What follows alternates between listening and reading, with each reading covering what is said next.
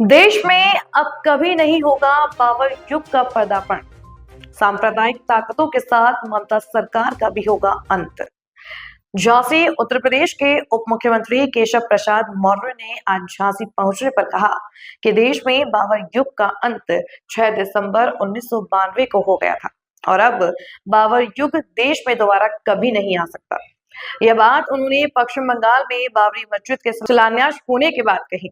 उन्होंने कहा कि ममता बनर्जी जिस तरह से सांप्रदायिक ताकतों को साथ दे रही हैं, वह इस बार चुनाव में उन्हें सांप्रदायिक ताकतों के साथ डूब जाएंगी।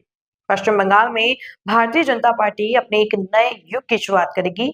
देश बाबर युग से अपने आप को मुक्त कर चुका है और अयोध्या में भव्य राम मंदिर का निर्माण भी हो चुका है।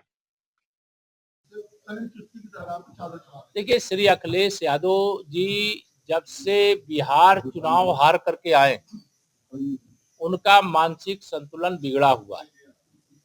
वह लगातार यह मान करके चल रहे थे कि 2024 के लोकसभा चुनाव में जो एक्सीडेंटल रूप से उनको कुछ सीटें भारतीय जनता पार्टी से ज्यादा मिल गई थी, उनको लगने लगा था कि वह उत्तर प्रदेश की सत्ता पर फिर से कब्जा कर लेंगे। मुंगेरी लाल के हसीन सपने देख रहे थे। बिहार में गए थे, उन्होंने वहां भाषण दिया कि अवध में हराए हैं और मगध में हराएंगे। लेकिन बिहार की जनता ने माननीय प्रधानमंत्री मोदी जी के नेतृत्व में, वहां के मुख्यमंत्री श्री नीतीश कुमार जी के नेतृत्व में, भारतीय जनता पार्टी के दोनों जो उप मुख्यमंत्री सम्राट चौधरी जी और विजय सिन्हा जी के नेतृत्व में इतना जबरदस्त समर्थन दिया कि उनकी नींद उड़ी हुई है। उनको यह समझ में आ गया है कि 2047 तक समाजवादी पार्टी के सत्ता तो छोड़िए, विपक्ष में भी बने रहने के लायक उनको समर्थन प्रदेश की जनता देगी कि नहीं देगी। इसके कारण से वो उल्टे सीधे काम लगातार कर रहे हैं, लेकिन समाजवादी पार्टी का भविष्य अंधकारमय है। आप देख लीजिए, बिहार का रिजल्ट जिस दिन से आया है, इसको अन्यथा रूप में नहीं लेना चाहिए, लेकिन जब लोकसभा चुनाव ये जीते तो लाल टोपी वाले और सपा समर्थक जालीदार टोपी वाले चारों तरफ दिखाई देने लगे थे। लेकिन जैसे ही बिहार का रिजल्ट आया, अब लाल टोपी वाले और उनके साथी सब गायब हो गए। तो इससे ये ध्यान में आता है कि अखिलेश जी की जो राजनीति है वो अंत की ओर है। समाजवादी पार्टी का सूर्य अस्त होने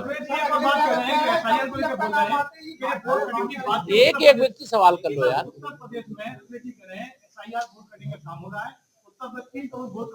देखिए, श्री अखिलेश यादव जी की अब ये बचकानी बातों को मैं उनका क्या जवाब दूं। यद्यपि यह सवाल उनको चुनाव आयोग से करना चाहिए।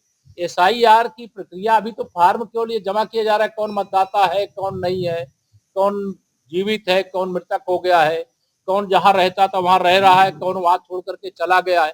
अभी तो SIR की ये प्रक्रिया है। इस प्रकार के सवाल उठा करके अखिलेश यादव जी हंसी का पात्र बनते हैं, मजाक का पात्र बनते हैं। पहले पूरे विषय का अध्ययन कर ले और उसके बाद वह बोले।